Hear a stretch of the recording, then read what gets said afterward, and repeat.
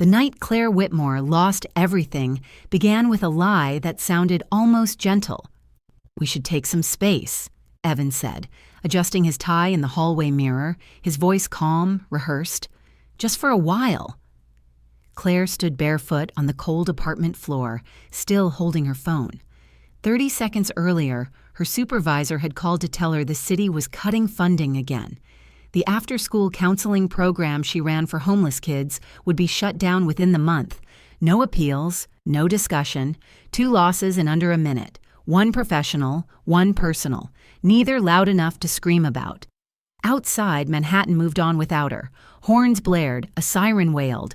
Somewhere far above, someone toasted champagne on a rooftop. Evan didn't look at her when he spoke again. "I'll stay with a friend tonight." Claire nodded, even though she didn't understand when their marriage had become something that could be paused like a streaming show. She watched him leave, the door clicking shut with a finality that echoed in her chest. She didn't cry. Not yet. An hour later, wrapped in her coat, Claire walked toward the subway near 42nd Street, the wind slicing through her like judgment. That's when she saw him. The old man sat slumped near the station entrance, soaked, shivering, his hands wrapped around a cardboard cup that was already empty. People stepped around him like he was part of the sidewalk. A woman in heels glanced at him, then clutched her designer bag tighter. A man laughed into his AirPods and nearly stepped on the old man's foot without noticing. Claire slowed. She told herself she was tired. She told herself she had nothing left to give. She told herself she was already losing too much. But when their eyes met, something cracked open inside her. His face was lined deep, not just with age, but with something heavier. Pride that had been starved too long. He didn't ask for money. He didn't ask for help. He simply looked away as if expecting rejection was safer than hoping. "Sir," Claire said softly. He flinched at the sound of her voice. "Do you need somewhere warm tonight?" He hesitated. "I don't want trouble." "I don't have much," she said, surprising herself with how true it sounded. "But I have a couch. And soup." The old man studied her, as if weighing a risk more dangerous than the cold. Finally, he nodded once. "Just for tonight." Claire didn't know his name. She didn't know that this single decision would cost her what remained of her marriage, her job, and her reputation. She didn't know that the man walking beside her through the neon-lit streets was once worth more than the buildings towering over them. All she knew was this. By the end of the night, one of them would be exposed for who they truly were, and the other would be punished for doing the right thing. They walked side by side through the city, but it felt like 2 different worlds moving at the same speed. Claire kept her hands buried in her coat pockets, her shoulders tight against the wind. The old man moved slower, each step careful, like his body no longer trusted. The no one looked at them. TA group of young professionals passed, laughing loudly, the glow of a bar spilling onto the sidewalk behind them. One of them wrinkled her nose as they walked by. Another whispered something, and they all laughed. The old man lowered his head. "I'm sorry," Claire said quietly. "For what?" he asked. "For how they look at you." He smiled, thin and tired. "You get used to it. People see what they need to see." They descended into the subway. The heat hit them like a wall. The old man's hands trembled harder now, the cold still clinging to his bones. Claire bought a single-ride ticket, ignoring the tight knot in her stomach as she watched the balance on her card drop closer to 0. On the train, no one sat near them. An empty bench stretched on both sides, as if an invisible line had been drawn. Claire noticed it and felt her face burn, though she had done nothing wrong. "My name's Leonard," the old man said after a long silence. "Claire." "That's a good name." She smiled faintly. They exited near her apartment, a narrow building wedged between a deli and a closed laundromat. The hallway smelled like old paint and fried food. The elevator was broken as usual. "3rd floor," Claire said. "Sorry." Leonard nodded and began the climb without complaint, though his breathing grew labored by the 2nd flight. Inside, the apartment was small and dim.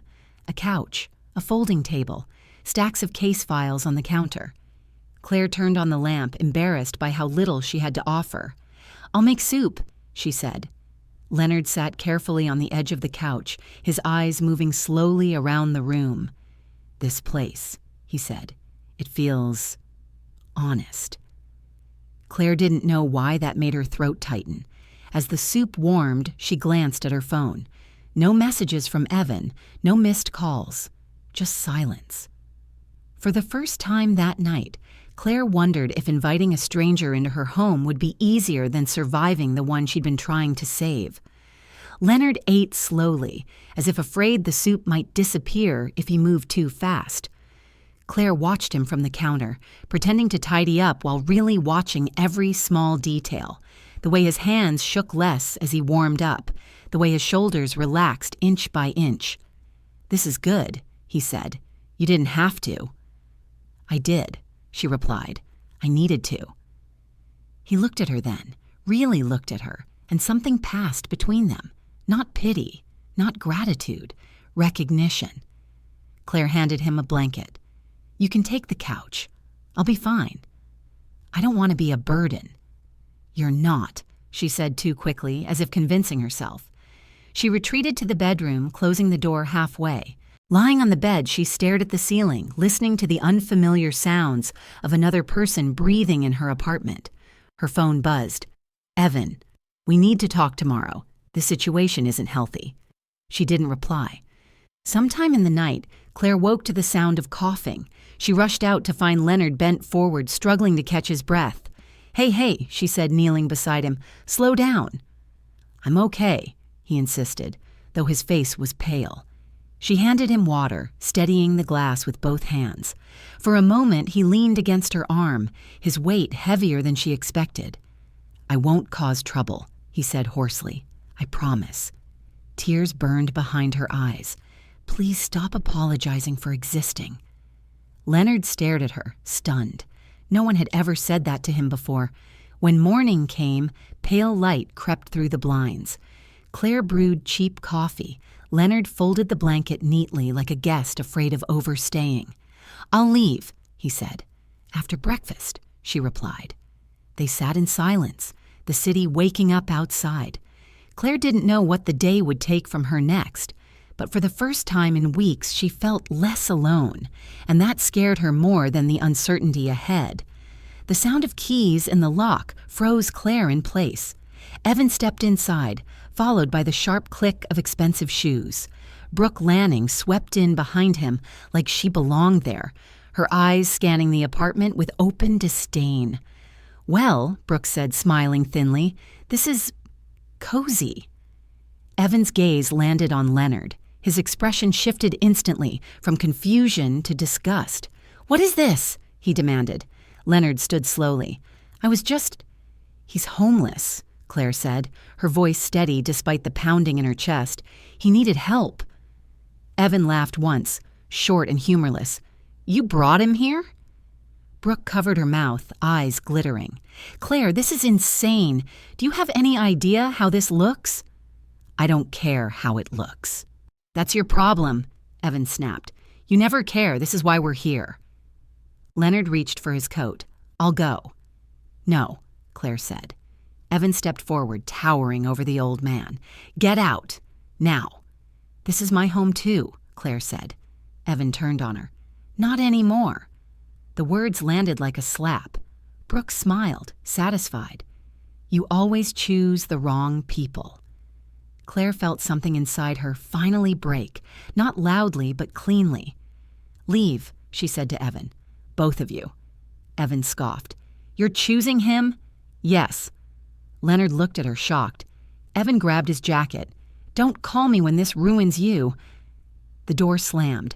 Silence followed, thick, heavy, final. Claire exhaled shakily. Leonard stared at the floor. "I'm sorry," he whispered. "I didn't mean to cost you everything." Claire swallowed hard. "You didn't." But deep down, she knew this was only the beginning, and the price of her choice hadn't fully revealed itself yet. Evan didn't come back that night, or the next. Claire woke up to an empty apartment that felt different now, like something essential had been removed. His shoes were gone, his jacket too. The space he used to occupy was cleanly erased, as if he'd planned it that way. Leonard noticed before she said anything. "He's not coming back, is he?" he asked quietly. Claire shook her head. She didn't trust her voice yet. Later that morning, Evan's message arrived. Short, efficient, cold. "I'll have my lawyer contact you. Don't touch anything that's mine." She read it twice, then set the phone down face first on the table. No apology, no explanation, just ownership. Leonard stood near the window, staring down at the street. "I should leave." Claire turned to him. "If you leave now, it won't change anything." He looked at her with something close to guilt. "I don't want to be the reason you lose more." Claire let out a slow breath. "I didn't lose my marriage because of you. I lost it because it was already gone." That afternoon, she went to work and was called into an emergency meeting. Budget cuts, program closures, staff reductions. Her name was on the list. By evening, Claire was officially unemployed, separated, and one paycheck away from nothing. She sat on the floor of her apartment, back against the couch, hands shaking for the first time since all this began. Leonard sat across from her, silent, respectful. "I don't know how to do this," she admitted. Leonard nodded. "I've had everything taken from me before. It doesn't feel like strength at first." Claire looked up. "What does it feel like?" "Like drowning," he said simply, "until one day you realize you're still breathing." That night, Claire cried. Not for Evan, but for the version of herself that believed kindness would always be safe. And for the first time, Leonard wondered if staying might cost her more than leaving ever would. The power shut off just after midnight. Claire stared at the darkened room, listening as the hum of the refrigerator died. She checked her phone. No outage notice, no warning. She already knew why. She sank onto the couch, wrapping her arms around herself. Leonard lit a small battery lantern he carried, placing it carefully on the table like it was something fragile. "I can pay you back," he said suddenly. Claire laughed softly. "With what?" He didn't answer. The apartment grew colder as the night wore on. Claire layered sweaters and gave Leonard the thicker blanket. He protested once, then stopped when she gave him a look that brooked no argument. They sat on the floor together, backs against the couch. "I used to think being good meant being safe," Claire said into the quiet, "that if I did the right things, life would meet me halfway." Leonard stared at the flickering light. "Life doesn't reward goodness. People do." Claire closed her eyes. "Then why does it hurt so much?" "Because goodness costs," Leonard said, "and you paid before knowing the price." Sometime before dawn, Leonard's breathing changed. Shallow, uneven. Claire noticed immediately. She leaned toward him. "Leonard?" He pressed a hand to his chest, jaw clenched. "It'll pass." It didn't. Panic cut through her exhaustion. She grabbed her coat, her phone, her wallet. At the hospital, fluorescent lights washed everything pale and unreal. Nurses moved quickly. Questions flew past her. "Is he family?" Claire hesitated, then said, "Yes." She sat alone in the waiting room, staring at her hands. When they shook too much, she clenched them together. Hours later, a doctor approached. "You brought him in just in time." Claire swallowed hard. "Will he be okay?" "For tonight," the doctor said. Claire nodded, relief crashing over her so hard she nearly cried. What she didn't know yet was that this hospital visit would change far more than Leonard's prognosis. It would expose a truth no one was ready for. Leonard woke to the steady beep of a heart monitor. Claire sat in the chair beside his bed, shoes kicked off, eyes red from exhaustion. She'd fallen asleep there without realizing it. "You should have gone home," Leonard murmured. She startled awake. "You should stop scaring people." A faint smile crossed his face. "Noted." A man in a tailored coat stepped into the room, stopping short when he saw Leonard awake. "Sir," he said, voice thick with disbelief. "We've been looking for you." Claire stood. "Who are you?" The man turned to her. "Marcus Reed." Leonard closed his eyes briefly. "I told you not to." Marcus ignored him. "The board is panicking. The accounts are frozen until we confirm." Claire's heart thudded. "Confirm what?" Marcus finally looked at her fully. "That Leonard Crowe is alive." The room went silent. Claire's mind rejected the words before it processed them. "That's not—" Leonard opened his eyes. "Claire, I can explain." Marcus swallowed. Crowe Development has halted 3 projects in 12 cities. Investors are demanding answers. Claire stared at Leonard. "You said you had nothing." "I said I had nothing with me," he replied softly. The air felt thin. Claire stepped back, gripping the chair. "You're telling me," she said slowly, "that you're the Leonard Crowe?" Marcus nodded. "Founder, majority shareholder." Claire laughed once, sharp and disbelieving. "You slept on my floor." Leonard met her gaze. "Because I needed to know who I was without all of that." Claire turned away, emotions crashing into each other. Anger, disbelief, betrayal, confusion. "You let me think you were helpless," she said. Leonard's voice cracked. "I was." Claire walked out of the room before she said something she couldn't take back. And for the first time in decades, Leonard Crowe feared he had finally lost something money could never fix. Claire stood in the hospital hallway, arms crossed tightly, trying to breathe. Marcus spoke first. "He never intended to deceive you." "That's exactly what deception is," she snapped. Leonard watched her from the bed, eyes heavy. "You have every right to walk away." Claire turned back. "Do you know what I gave up?" Leonard nodded. "Yes." "My marriage, my job, my stability," she said, "because I thought you were alone." Leonard's voice was barely audible. "So did I." Silence filled the room again. Marcus cleared his throat. "There are resources, compensation, anything you need." Claire shook her head. "I didn't help him for a reward." Leonard studied her face. "Then why did you?" Claire's eyes burned. "Because someone should." Later that evening, as Leonard was discharged, Claire sold her wedding ring at a pawn shop down the street. The clerk barely looked at her as he slid the cash across the counter. She used the money to cover Leonard's medication. When Leonard found out, his composure finally broke. "I would have paid 1,000 times that," he said. Claire met his gaze steadily. "Then it wouldn't mean the same thing."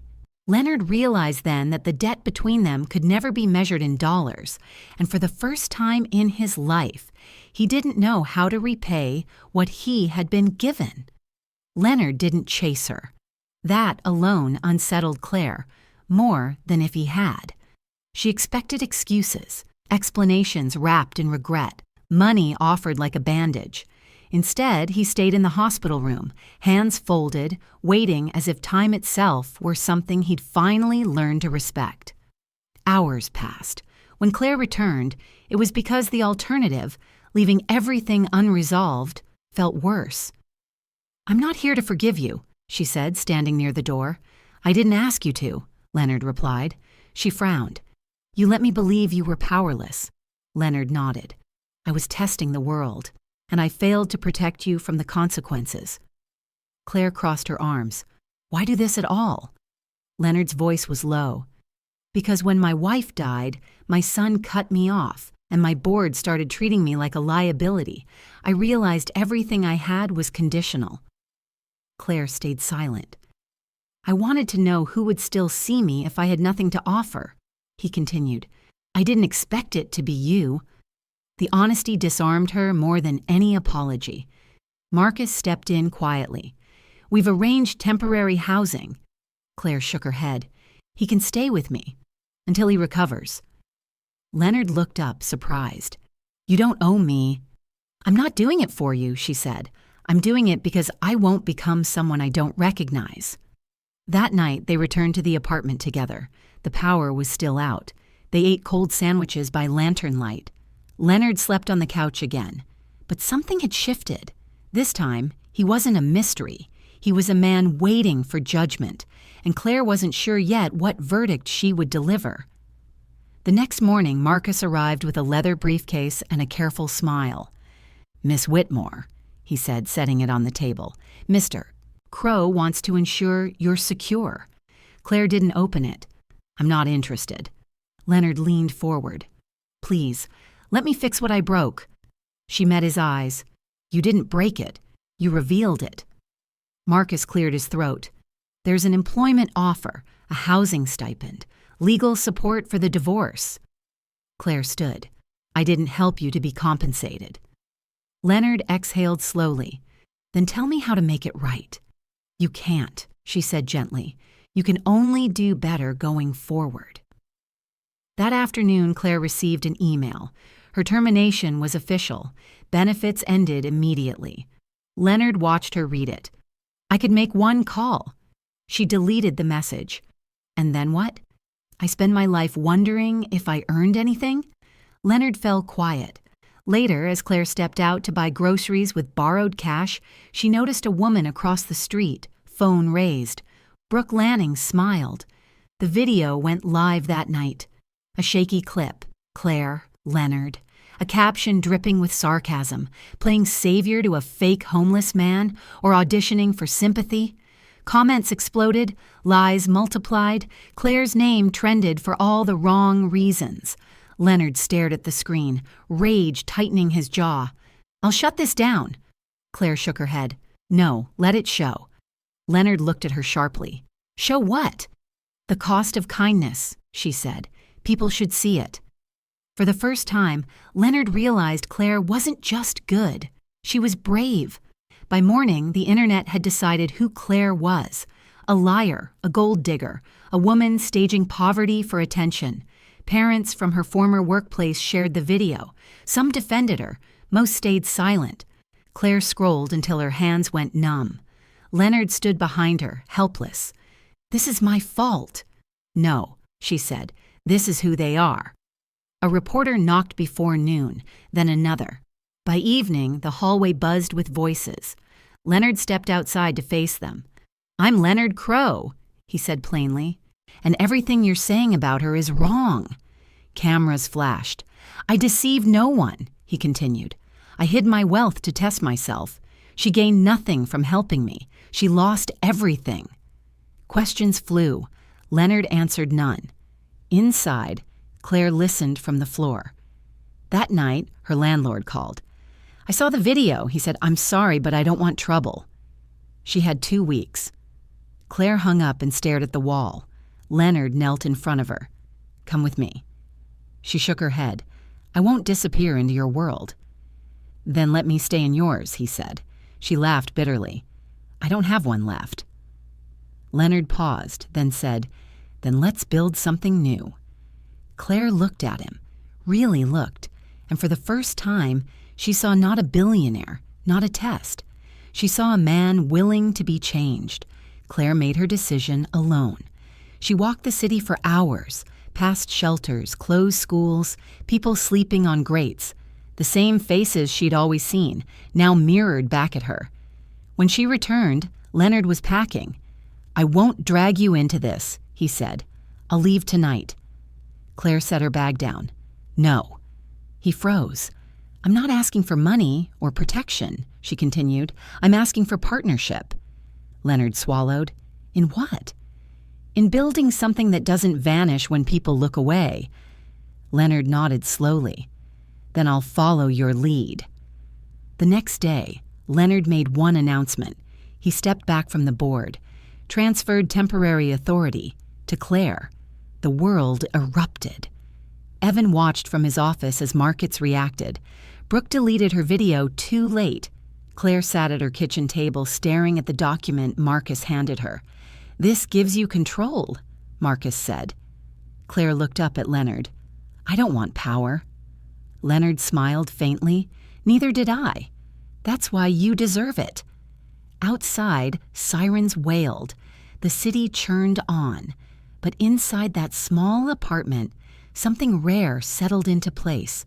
Not revenge, Not victory, but the calm certainty that the story was finally turning, and this time it would not be kind to those who mistook cruelty for strength. The boardroom was silent in a way Claire had never experienced before. Not the tense silence of disagreement, but the stunned kind, like everyone was holding their breath, afraid to be the first to speak. Floor-to-ceiling windows framed the city Leonard Crowe had helped build. Men and women in tailored suits stared at Claire as if she had wandered into the wrong reality. Leonard stood at the head of the table. "This is my fault," he said. Several board members shifted uncomfortably. "I spent my life confusing control with worth," Leonard continued. "When I lost my family, I thought it was because I had failed to provide enough. So I tested the world, and in doing so, I punished the one person who showed me humanity." Claire felt heat rise in her chest. Leonard turned to her. "I put you in danger. I let you be humiliated. I let you lose your livelihood." A murmur rippled through the room. "This company was built on development," Leonard said. "But development without conscience is decay." One board member cleared his throat. "Are you suggesting I'm stepping aside?" Leonard said calmly. "Effective immediately." Gasps followed. "I am transferring executive authority to Claire Whitmore," he added. The room erupted.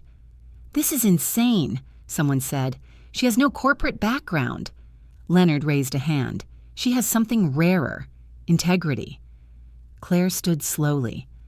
"I didn't ask for this." Leonard nodded. "That's why you deserve it." Claire took a breath, steadying herself. "I won't lead this company the way it's always been led." Eyes narrowed. "I won't exploit communities, displace families, or treat people like expendable numbers," she said. "If that's a problem, you're free to leave." Silence again. Then one man stood, then another. Not all, but enough. Outside the boardroom, cameras waited. Headlines were already forming. Inside, Claire realized something terrifying and empowering at once. She wasn't standing there because she had been chosen. She was standing there because she had endured. Evan Whitmore watched the news in disbelief. Claire's face filled the screen, calm, composed, unrecognizable from the woman he'd dismissed as soft. The caption beneath her name read, "Interim Executive Chair." His phone buzzed nonstop. Investors pulled out, emails flooded in. Compliance flagged irregularities in his accounts, ones he'd ignored for years, confident no one would ever look too closely. By noon, HR called him in. "This is routine," they said. It wasn't. Across the city, Brooke Lanning refreshed her feed obsessively. Sponsorships vanished one by one. Comments turned sharp. Accusations flew. Someone had released archived footage. Brooke mocking homeless people, joking about performative kindness. She deleted post after post. It didn't matter. At Crowe Development, Claire sat through her first crisis meeting. "We have exposure," an advisor warned. Claire nodded. "Then we face it." "Quietly," he added. "No," she said, openly. That afternoon, Claire approved an internal audit. Full transparency. The findings were brutal. Evan's name appeared more than once. When he was escorted out of the building, no one looked at him. Brooke tried to contact Claire. The call went unanswered. Instead, Claire released a statement. "No one is being punished for ambition," it read, "only for cruelty and dishonesty." The public reaction shifted, slowly, then all at once. People who had attacked Claire apologized. Others doubled down. She ignored both. That night, Leonard sat beside her in the quiet apartment. "You didn't have to be this merciful," he said. Claire shook her head. "This isn't mercy, it's accountability." Leonard smiled faintly. "You've changed the rules." Claire looked out the window at the city lights. "No, I just stopped playing by theirs." Somewhere across the city, Evan realized power didn't disappear loudly. It left quietly, taking everything with it. The courtroom was smaller than Claire expected. No marble grandeur, no spectacle, just wood benches, fluorescent lights, and the weight of consequences. Evan sat across the aisle, shoulders stiff, eyes avoiding hers. He looked smaller here. Ordinary. The judge spoke evenly. Misrepresentation. Breach of fiduciary duty.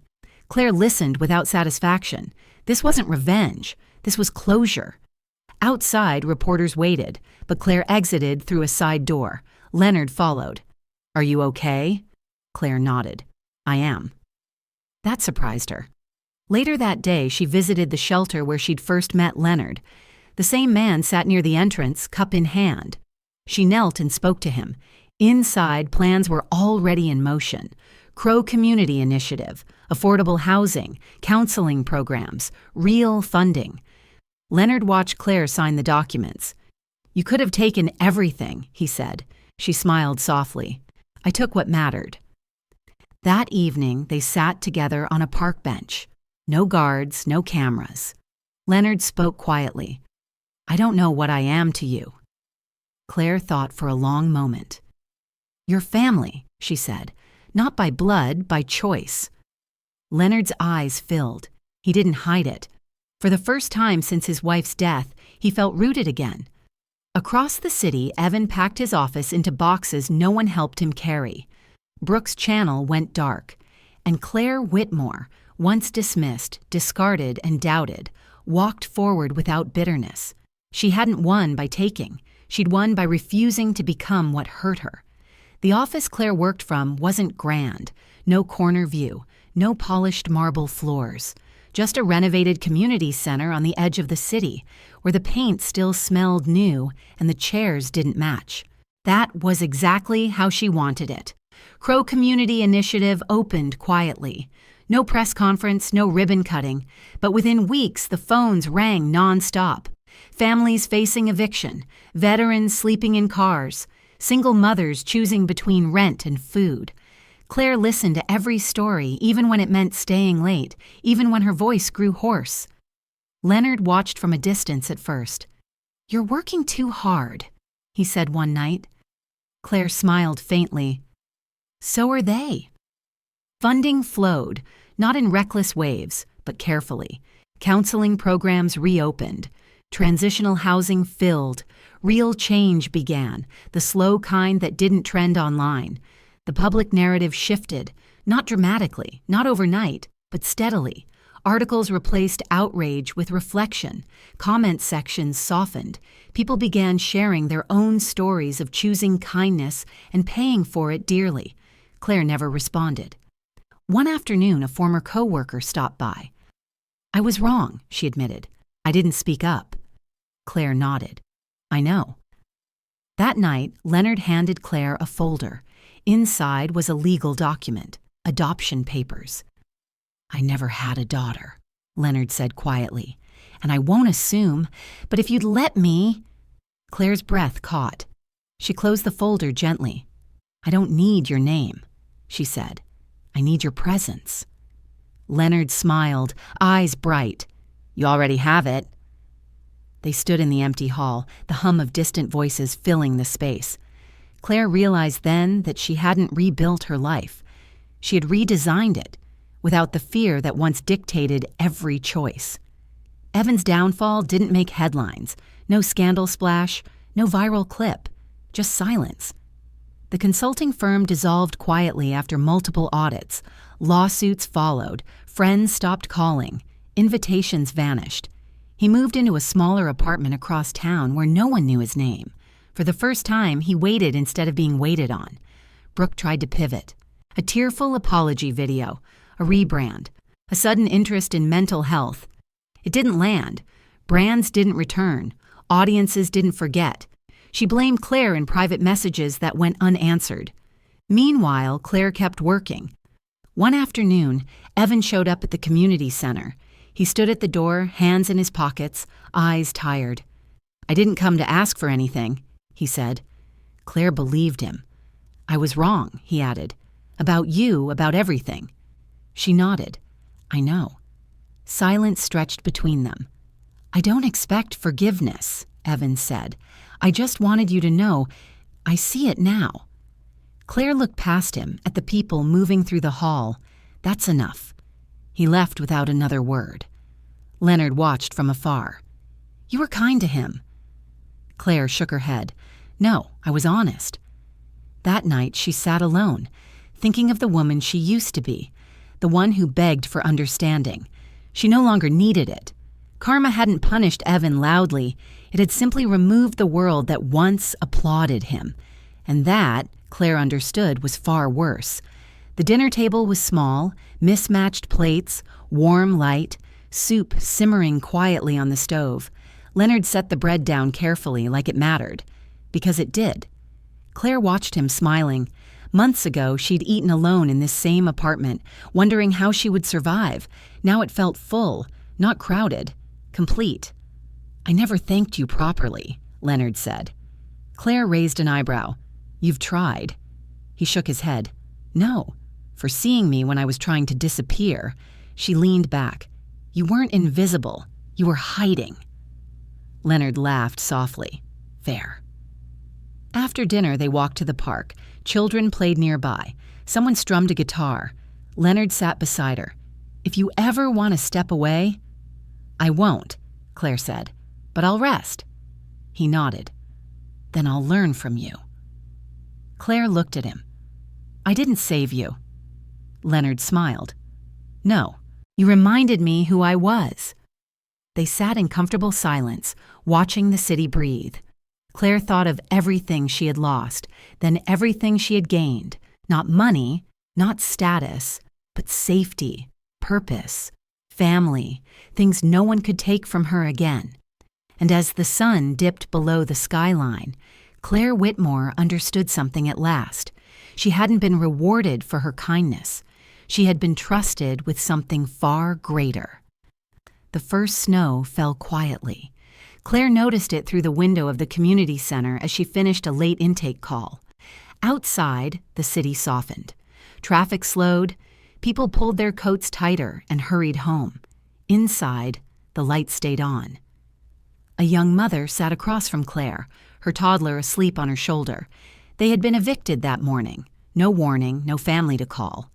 "We'll figure this out," Claire said calmly, even though the solution wasn't obvious yet. She had learned that reassurance didn't require certainty, only presence. After the woman left with a temporary housing voucher and a hot meal, Claire finally leaned back in her chair. Her body ached in a way that felt earned. Leonard waited near the doorway, coat folded over his arm. "You could have gone home," Claire said. "So could you," he replied. They walked together through the snow, their steps unhurried. Leonard spoke about small things now. The book he was reading, a park bench he liked, the way the city sounded different at night. Claire listened. At home, she kicked off her shoes and sat on the floor, back against the couch. Leonard joined her without comment. "Do you ever miss it?" she asked suddenly. "The life you had before?" Leonard considered the question. "I miss being certain, but I don't miss being empty." Claire nodded. She thought of the version of herself who once believed survival meant clinging tightly to what hurt her. That woman felt distant now, not erased, but finished. Her phone buzzed with a message from a former client. "I got the apartment. Thank you for not giving up on me." Claire smiled softly and set the phone down. Nothing dramatic happened that night. No headlines, no applause. Just the quiet continuation of a life rebuilt with intention. And Claire realized something important. The story didn't end when justice was served. It continued. Every day she chose to live without fear. Spring arrived without ceremony. Trees along the street bloomed unevenly, stubborn and imperfect. Claire liked that about them. The community center buzzed with activity. A mural covered one wall now, painted by teenagers who had once slept under bridges. Laughter echoed down the hall. Leonard watched from a bench, hands folded, content to stay in the background. Claire approached him. "You hiding again?" He smiled, observing. That afternoon, the city council approved long-term funding for the initiative. No speeches, no spotlight, just signatures and quiet nods. When the meeting ended, Claire stepped outside into the sunlight. Leonard joined her. "You know," he said, "people keep asking how you did it." Claire tilted her head. What do you tell them? That you didn't save anyone, Leonard replied. You stood still long enough for people to save themselves. She laughed. That sounds like something you'd say. Leonard grew serious. I'm proud of you. The words landed gently, but deeply. Later, they sat at the small kitchen table, sharing dinner. The same apartment, the same mismatched plates, but everything else was different. Do you regret choosing this? Leonard asked. The uncertainty? Claire looked around. No. She thought of the warmth she felt when unlocking the door, the quiet safety, the trust. I have a family, she said. I have purpose. I sleep at night. Leonard nodded, emotion thickening his voice.